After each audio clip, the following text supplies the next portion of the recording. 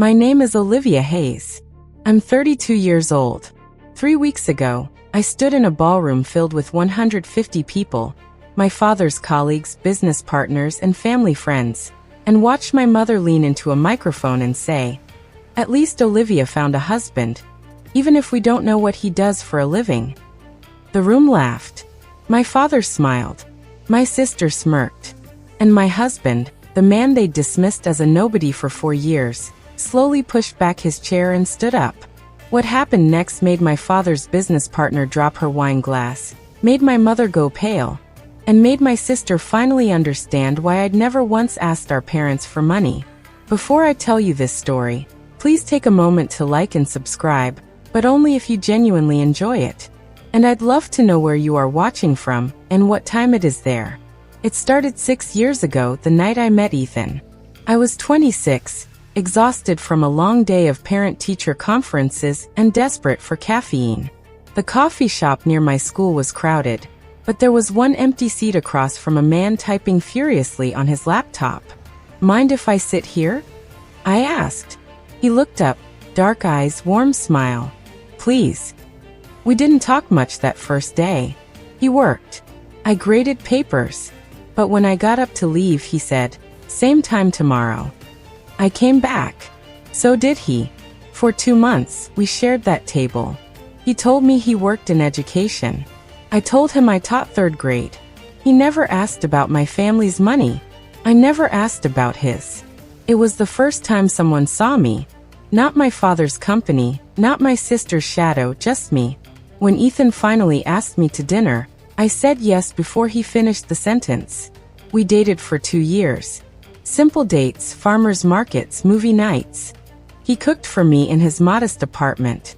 And I fell in love with the way he listened. Really listened. When I talked about my students, when he proposed, I didn't tell my parents for 3 weeks. I knew what they'd say. "He works in education." My mother's voice dripped with disappointment. "What does that even mean?" "It means he helps kids learn," I said. "So he's a teacher, like you," she sighed. "Olivia, I had hopes for you." Ethan never pushed me to explain more about what he did. Once I asked him why, he took my hand and said, "I don't want your family to like me for what I have. I want them to like me for who I am." I didn't understand then, but I learned early that in my family, your worth was measured in dollar signs. So I stopped bringing people I loved into that equation. The signs were always there. I just didn't want to see them. Every Thanksgiving, every Christmas, every birthday dinner, the pattern repeated like a broken record.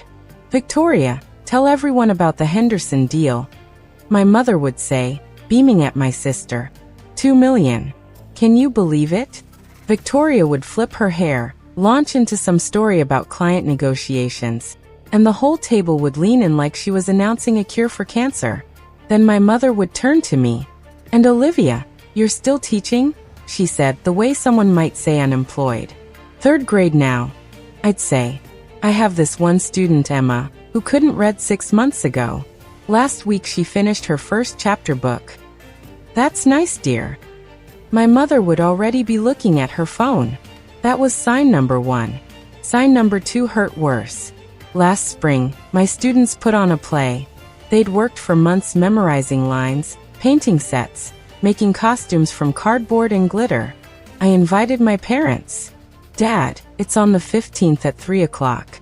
I'd really love for you to come." My father checked his calendar. "I have real meetings, Olivia. Maybe next time." He'd visited Victoria's office 12 times that year. I counted. The week before the play, Victoria whispered to me at Sunday brunch, "You know, Dad's disappointed, right? You had the same opportunities one did." I wanted to scream that our opportunities weren't the same. She wanted the corner office. I wanted to matter to someone. But I just smiled and said nothing. Ethan was there beside me. He heard everything. That night he held me and said, "Your worth isn't determined by them." I wanted to believe him, but all those small humiliations, they were just the warm-up. The retirement party was where everything exploded. The invitation arrived on a Tuesday, an email, not even a proper card. You are cordially invited to celebrate Robert Hayes's retirement after 40 years of excellence in real estate development. Victoria got a hand-calligraphed invitation delivered by courier. I know because she posted it on Instagram. My mother called that evening. Olivia, I need to discuss the seating arrangements. You and Ethan will be at table 14. I pulled up the venue layout on my laptop. Table 14 was in the back corner near the kitchen doors. Mom, that's the furthest table from the stage. Well, we have important guests. The Walshes are coming. The Hendersons, people your father actually does business with. I swallowed the lump in my throat. Fine. And Olivia, or something nice. There will be important people. She paused. Try not to talk too much about your little school. These people have real careers. She hung up before I could respond. That night, I sat on the edge of our bed staring at my phone. Ethan came in, saw my face. They seated us by the kitchen, didn't they? I nodded. Do you want me to come? I hesitated. Part of me wanted to protect him from them, but another part, a part I'd been silencing for years, was tired of facing them alone. Yes, I whispered. Please. Ethan sat beside me, took my hand. I've been quiet for 4 years because you asked me to, but if they hurt you again, I won't just sit there. His voice was calm, but there was something underneath, something I hadn't heard before. Ethan, what are you? I didn't ask. Maybe I was afraid of the answer. The night before the party, I couldn't sleep. I kept thinking about the future, about the children Ethan and I talked about having someday, about what I'd teach them. Would I teach them to stay silent when someone humiliated them? To smile and nod while being dismissed? To believe their worth depended on a job title or bank account? No, absolutely not. So why was I still teaching myself those lessons? I thought about the last family dinner. Victoria had announced her promotion. Senior Vice President of Marketing at Dad's company. Everyone applauded. Champagne was poured. Then she leaned over to me and whispered, loud enough for the whole table to hear. Olivia married down. At least I'm dating someone with ambition. Ethan was sitting right there. He heard every word. His jaw tightened, but he said nothing because I'd asked him not to make waves. That night, after we got home, I found him standing at the window just staring out at the city lights. I'm sorry, I said. I should have. Don't apologize for them, he turned to me. But Olivia, I need you to understand something. This isn't sustainable. He was right. The next morning, I checked my email and found something my mother had accidentally forwarded. A message to Victoria sent 3 days earlier. Make sure Olivia sits at the back table. We don't want her husband making small talk with the Walshes. God knows what he'd say about his education work. I read it 3 times. Each time it hurt more. I realized then that silence wasn't peace. It was permission.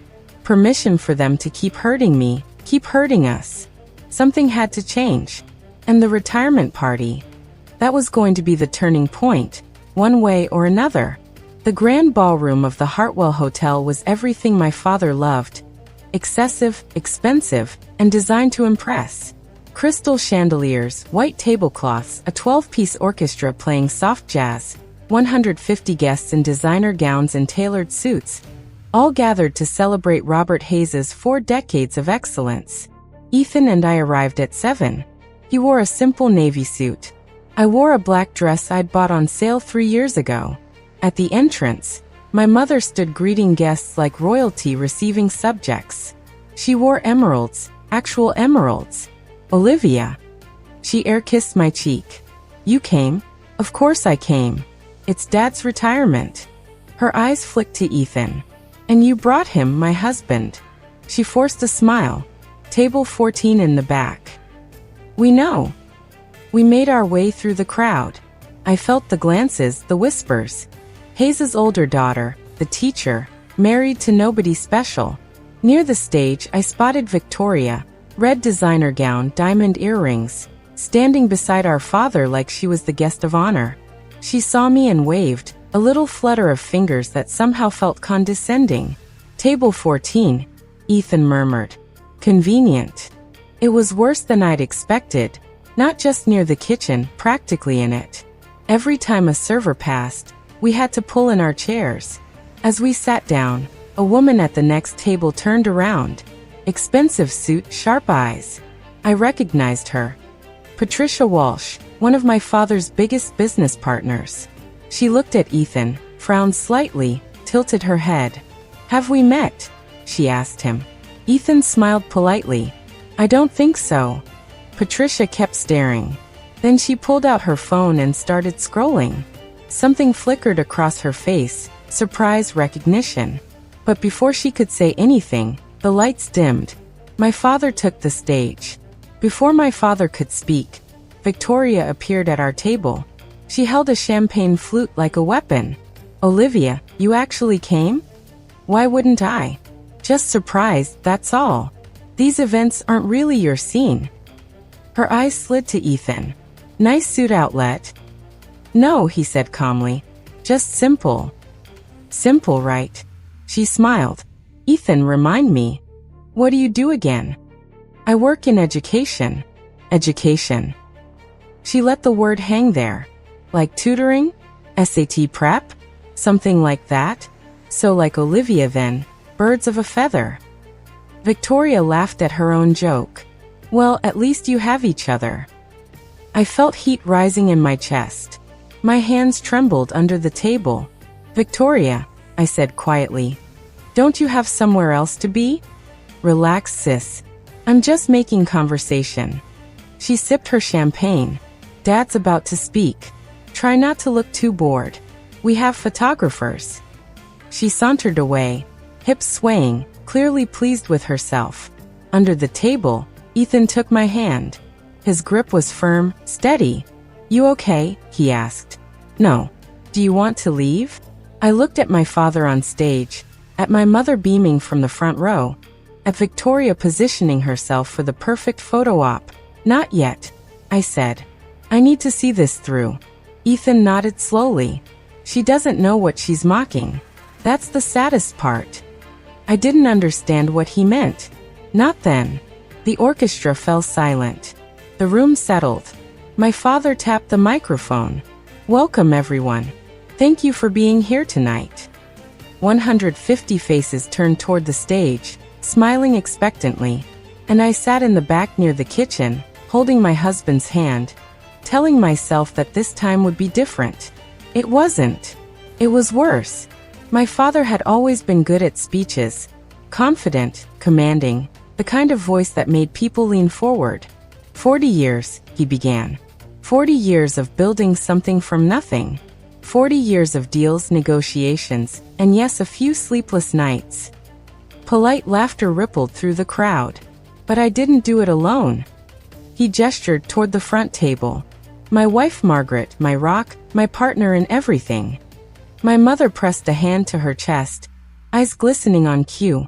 And my daughter Victoria, his voice swelled with pride. My legacy at the company. Senior Vice President at 28, the future of Hayes Real Estate. Victoria rose slightly from her seat, accepting the applause like she'd just won an Oscar. The photographers' cameras flashed.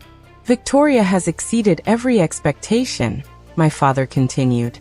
"She has my drive, my instincts, and frankly, my ruthlessness." More laughter, more applause. I sat there waiting, hoping. "Of course, family is more than business," he said. "I'm blessed with 2 daughters." My heart lifted.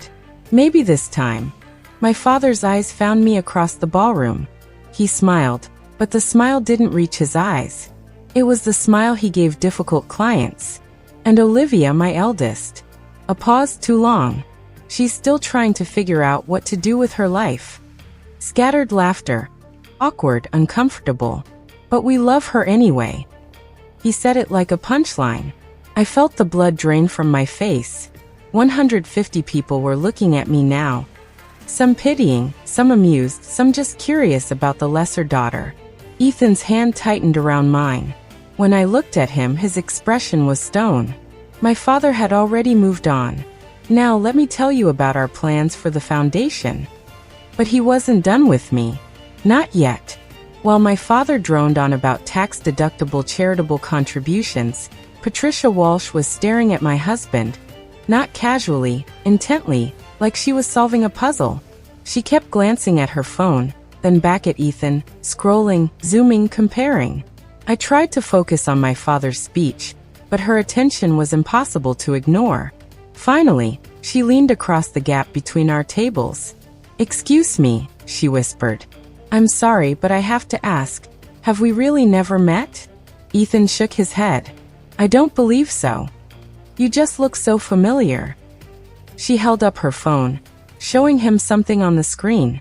"Is this Jennifer?" My father's voice cut through. "Care to share with the class?" She snapped her phone down, startled. "Just checking emails, Robert. Please continue." My father chuckled. "Always working. That's why I love you, Jen." The moment passed.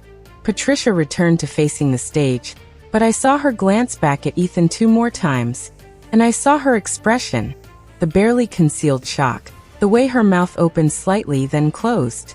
She knew something, or thought she did. "Ethan," I whispered. What was she looking at? "Nothing important." "She recognized you." He squeezed my hand. "Let it go for now." For now? What did that mean? Up on stage, my father was wrapping up his speech. But enough about business. Let's talk about what really matters, family. He extended a hand toward my mother. She rose gracefully and joined him on stage. "Margaret, would you like to say a few words?" My mother took the microphone with the practiced ease of a woman who'd been performing her entire life. "Thank you, darling." She scanned the crowd, and then her eyes locked onto me. I knew that look. It never ended well. 3 hours earlier, as we were getting ready for the party, Ethan had done something strange. He'd reached into his briefcase and pulled out a plain white envelope, thick, official-looking. He slid it into the inside pocket of his suit jacket. "What's that?" I'd asked. "Insurance." "Insurance for what?" He'd looked at me, then really looked at me, and said, "For you, in case they go too far." I hadn't asked what was inside. Honestly, I didn't want to know. Part of me hoped we wouldn't need it, that this night would be different. But sitting here now watching my mother take the microphone with that predatory smile, I thought about that envelope. What kind of insurance did Ethan have? And what did he think might happen tonight that would require it? "I want to say something about family," my mother announced. "About the people who make everything worthwhile." Her gaze swept the room, landing briefly on Victoria, warmly, on various guests, politely, on me with something that looked almost like contempt. "Robert and I have been blessed," she continued. "Truly blessed. Our youngest, Victoria, has made us so proud, following in her father's footsteps, building an empire." Victoria raised her glass. Cameras flashed again. "And then there's Olivia." My stomach clenched. "Our eldest has taken a different path." My mother's smile was surgical. "She teaches elementary school. 3rd grade, I think. Or is it 2nd now?" "3rd," I said, though no one could hear me from table 14. "But you know what? At least she found a husband." She paused for effect. "Even if we don't know what he does for a living." The room erupted in laughter, and I felt something break inside me. Not my heart, my patience. Beside me, Ethan slowly reached into his jacket. The laughter rolled through the ballroom like a wave. Some people tried to hide it behind their hands. Others didn't bother. My father took the microphone back from my mother, still chuckling. Now, Margaret, be nice." But he was smiling, enjoying it. "Olivia has her own talents." He said talents the way you'd say quirks about a difficult child. "Some people are meant to lead," he continued, gesturing grandly. "Others are meant to support. Olivia has always been a supporter." I sat frozen, unable to move, unable to breathe. This wasn't a speech. It was a public execution. We've tried to guide her, of course. Offered her positions at the company, offered to pay for her MBA. But Olivia chose, well, whatever it is she chose. Sympathetic murmurs from the crowd. Poor Robert, such a disappointing daughter. But that's family, right? You love them anyway, even when they don't meet expectations. He raised his glass. To family, complicated as they may be. 150 glasses rose in response.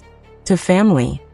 And there I sat at the table by the kitchen, while everyone toasted to my failure. Ethan's hand was no longer holding mine. When I looked over, his chair was empty. He was standing. "Ethan," I whispered. "What are you doing?" He didn't answer. He just started walking, calm, measured, each step deliberate, toward the stage. Heads began to turn. Whispers rippled through the crowd. "Who is that? What's he doing?" My father noticed. His smile faltered. "Can I help you?" Ethan stepped onto the stage. He looked out at the sea of faces, investors, partners, friends, all of them strangers to him. Then he leaned into the microphone. "May I have a moment?" The room went silent. My father's confusion hardened into annoyance. "I'm sorry, who are you?" "I'm Ethan, Olivia's husband. The one you don't know anything about." A few nervous laughs from the crowd. My mother stepped forward, reaching for the microphone. "This really isn't the time." "I think it's exactly the time." Ethan's voice was quiet, but it carried.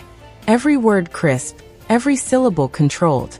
My father forced a smile for the audience. "Ethan, is it? Why don't we discuss this later, in private?" "No." The word landed like a stone. "For 4 years," Ethan continued, "I've sat at the back of your holiday dinners. I've listened to your wife mock my career. I've watched you dismiss your daughter like she's somehow less than. And I've stayed quiet because Olivia asked me to." He looked at me across the ballroom. His eyes were soft, sad. "But I won't stay quiet anymore." My mother laughed, a brittle, uncomfortable sound. "This is ridiculous.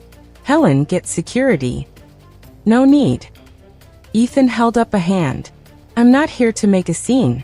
I'm here to introduce myself properly, since your family never gave me the chance."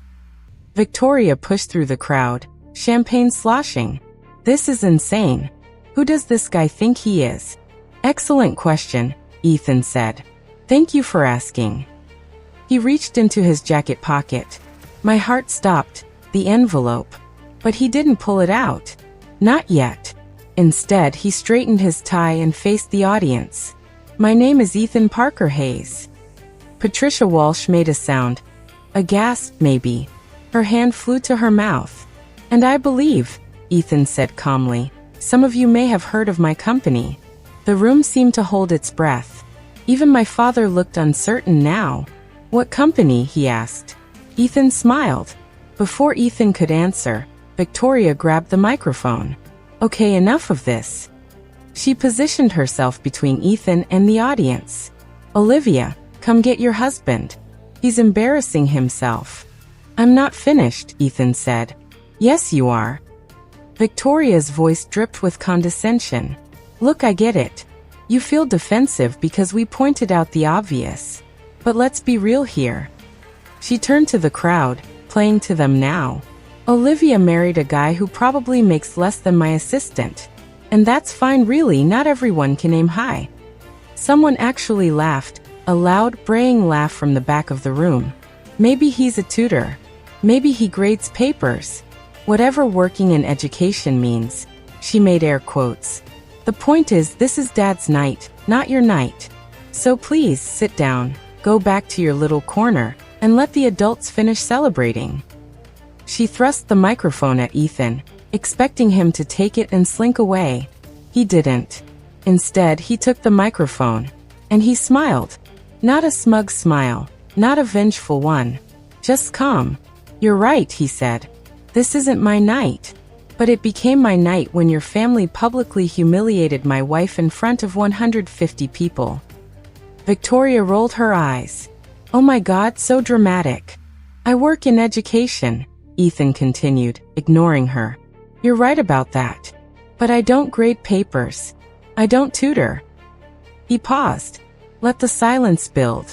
I build educational platforms, technology that helps millions of children learn." Patricia Walsh was nodding now, her face pale. I knew it, she whispered. I knew I recognized him. Victoria's smirk flickered. What are you talking about? My company, Ethan said, is called EduSpark. Someone in the crowd gasped, and everything changed. The name EduSpark moved through the crowd like electricity. I saw it happen in real time. First confusion, then recognition, then shock. A man at table 3 pulled out his phone, typed frantically, and showed his wife. Her eyes went wide. A woman near the stage put her hand over her heart. Patricia Walsh was already on her feet. Robert, she said loudly. Do you have any idea who this is? My father looked lost, genuinely lost. What?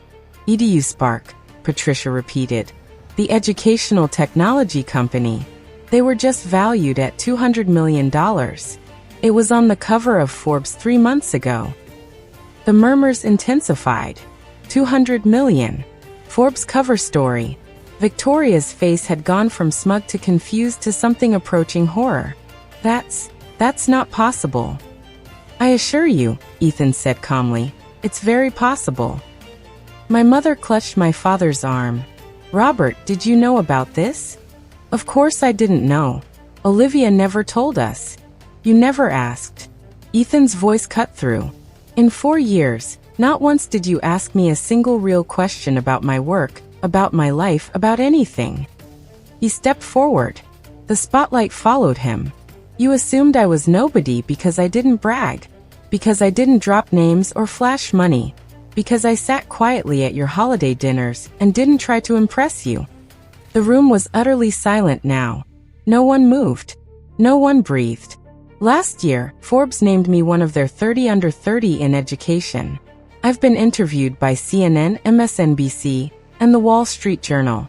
I've had lunch with senators and shaken hands with 2 presidents. He looked directly at Victoria. I don't make less than your assistant. But if I did, that still wouldn't justify what you said about my wife. Patricia Walsh pushed her way to the front. I knew I recognized you. You were on the cover of TechCrunch last summer, the article about democratizing education. Ethan nodded. That's right. I've been trying to get a meeting with your company for 6 months.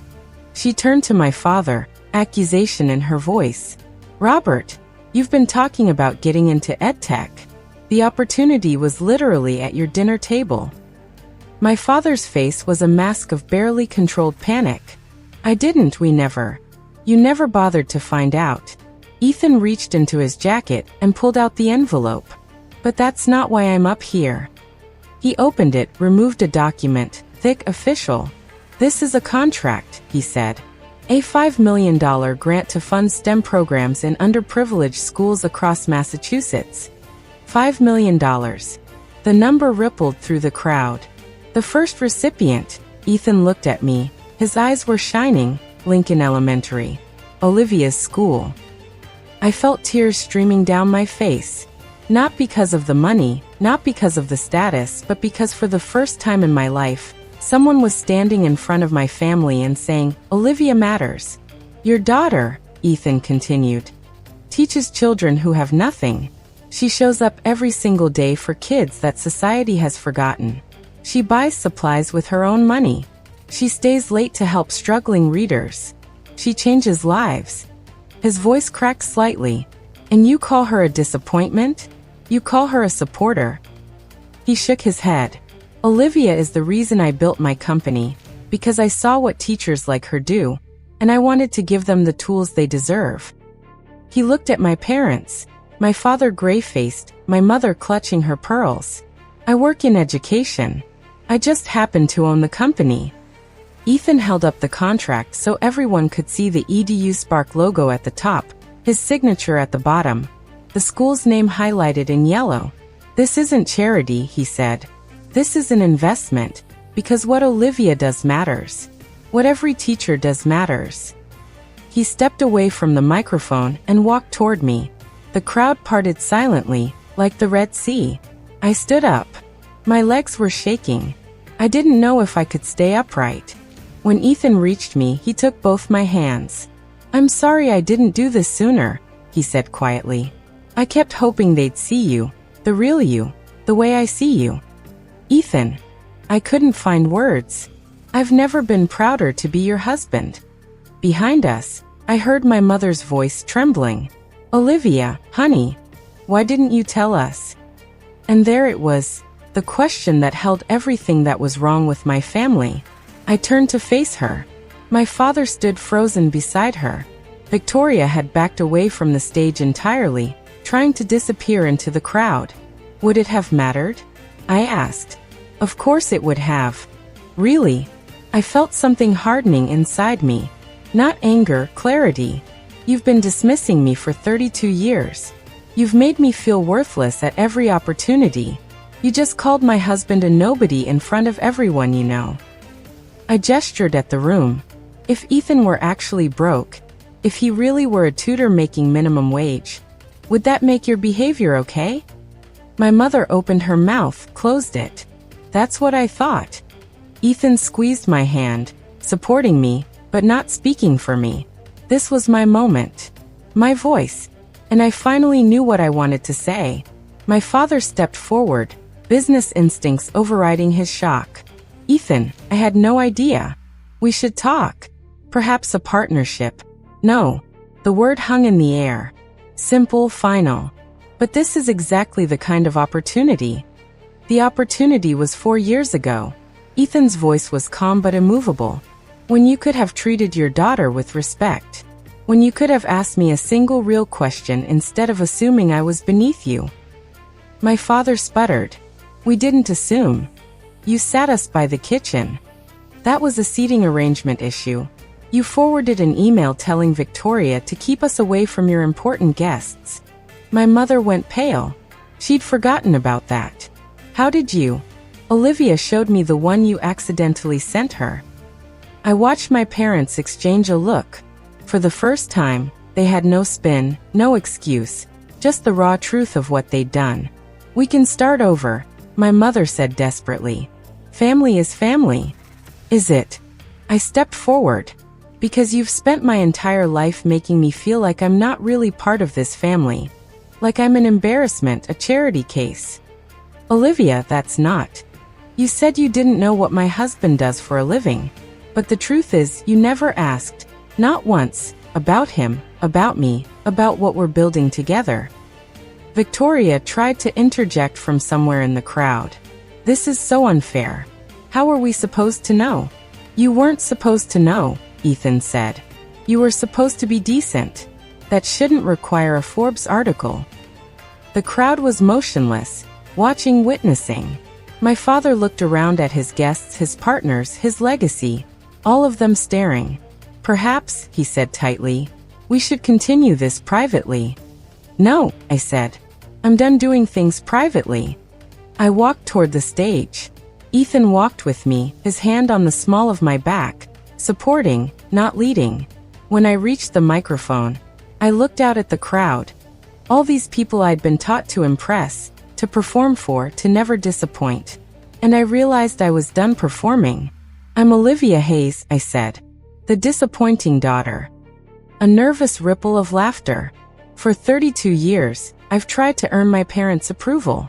I chose a career I love, and they called it a waste.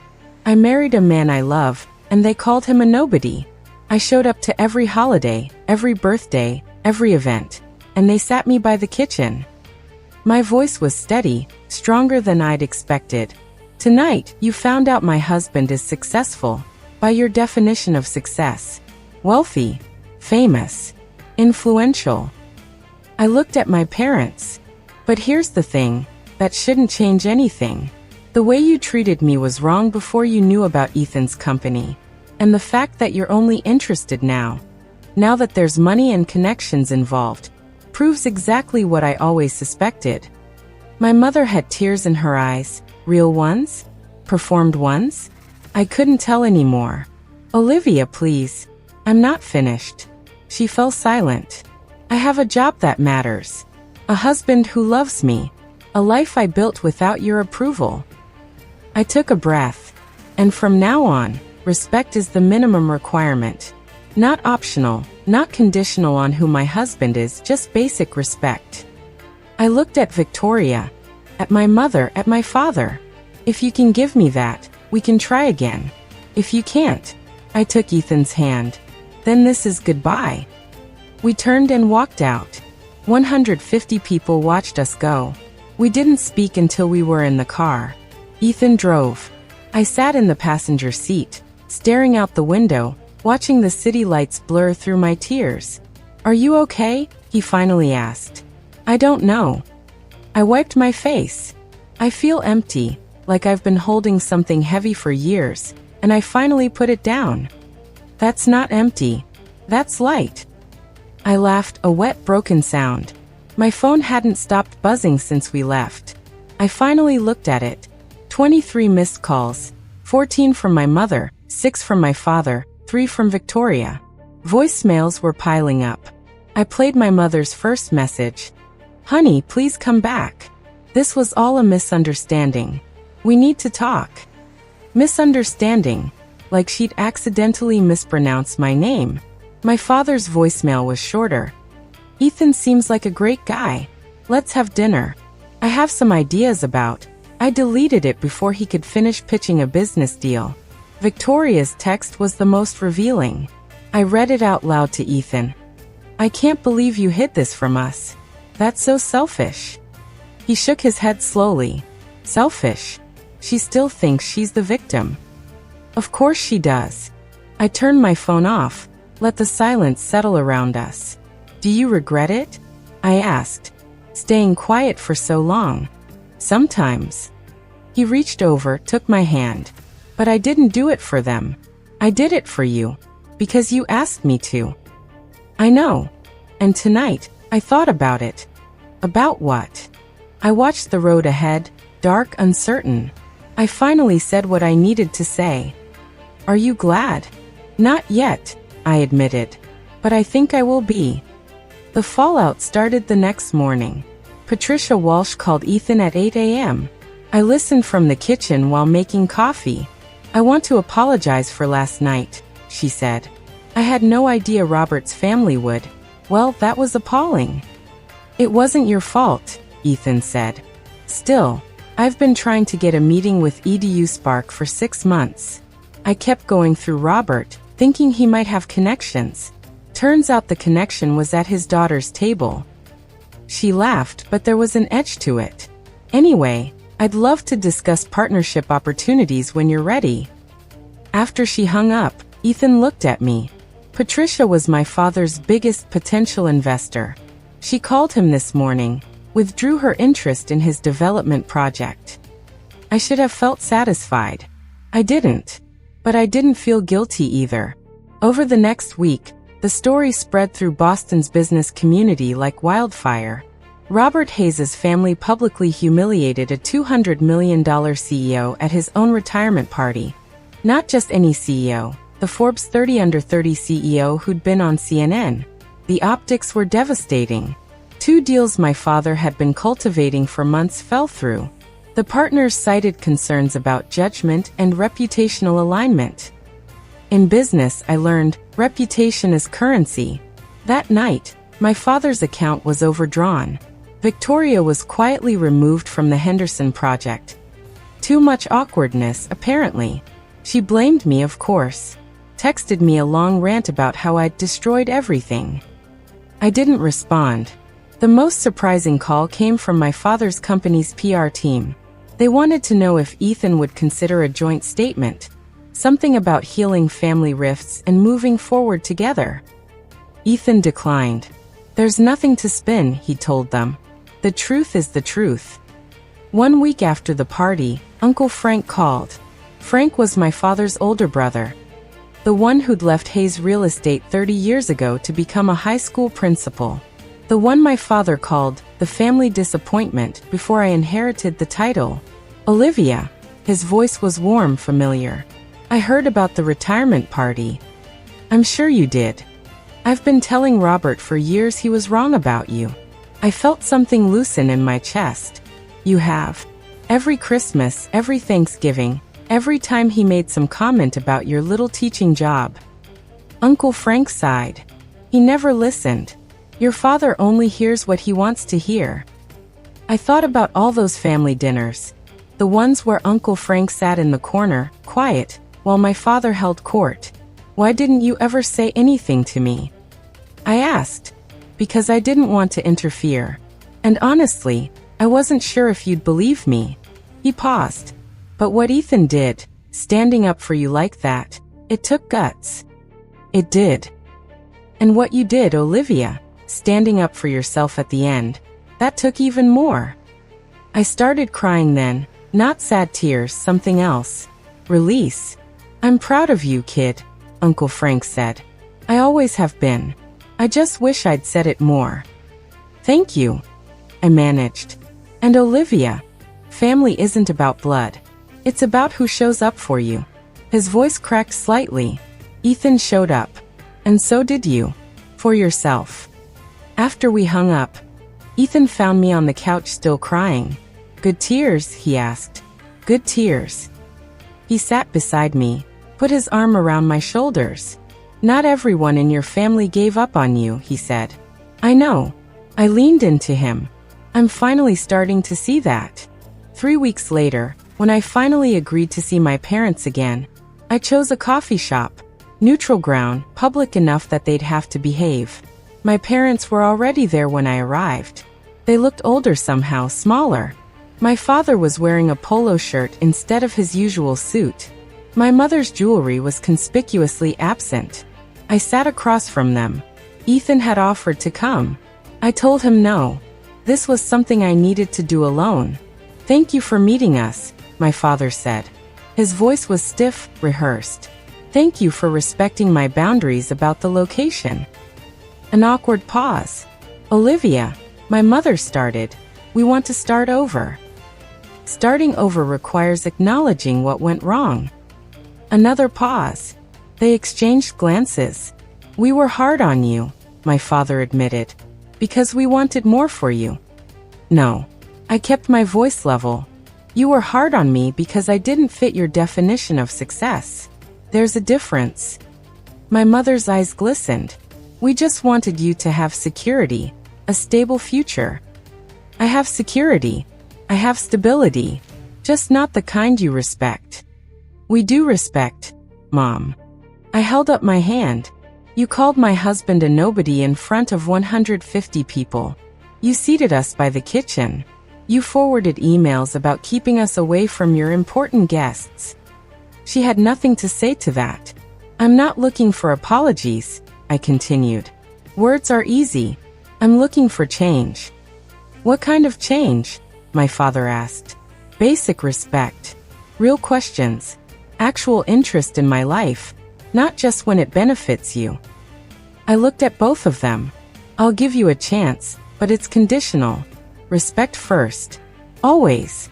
My mother nodded. My father cleared his throat. We can do that, he said. We'll see. That night, Ethan and I sat on our balcony. The city sparkled below us. A bottle of wine between us, half empty. How do you feel? He asked. I thought about it, really thought. Like I'm finally starting over. Not with them, with myself. He nodded. Any regrets? Only that I waited so long. I leaned against him, feeling his warmth, his steadiness. You know what's strange? I said. All those years I thought I needed their approval to be happy, to feel like I mattered. And now I realize I always mattered. I just needed to believe it myself. Ethan kissed the top of my head. You changed thousands of children's lives. You showed up every single day for kids nobody else cared about. That matters. I know. And for the first time, I actually believed it. We sat in comfortable silence for a while. The sounds of the city drifting up, distant traffic, someone laughing, a dog barking. What happens next? Ethan asked. I smiled. We keep building. The school program, our life, whatever comes. Together. Always together. I thought about my students, about Emma who could finally read, about the STEM program that would change everything, about the life I'd built with my own hands, my own heart. I thought about my parents. Maybe they'd change. Maybe they wouldn't. But either way, I was done waiting for their validation. The people who love you don't make you prove your worth. They celebrate it. Ethan had taught me that. And now I was teaching it to myself.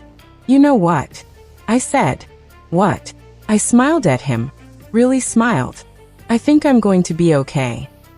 And for the first time in 32 years, I meant it. And that's my story. Thank you for being here until the very end. If this resonated with you, if you've ever felt unseen by the people who were supposed to see you most, I hope you know your worth isn't up for debate. If you enjoyed this, please subscribe and check out another story in the description below. I'd love to hear your thoughts in the comments. What would you have done in my place? See you in the next one.